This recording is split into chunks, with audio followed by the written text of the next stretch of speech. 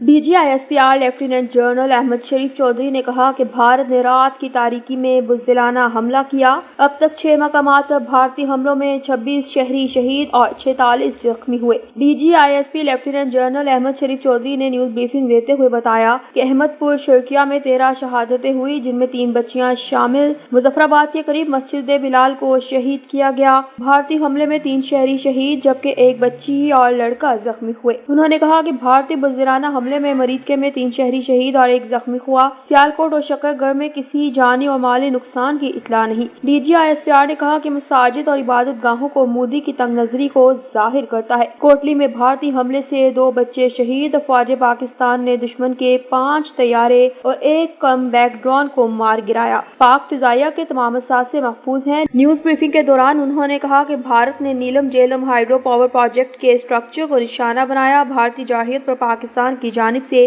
بھرپور جواب دیا ہے اور دیا جاتا رہے گا۔ بھارتیوں کو موت کا جتنا ڈر ہے، ہمیں شہادت کی اتنی ہی آرزو ہے۔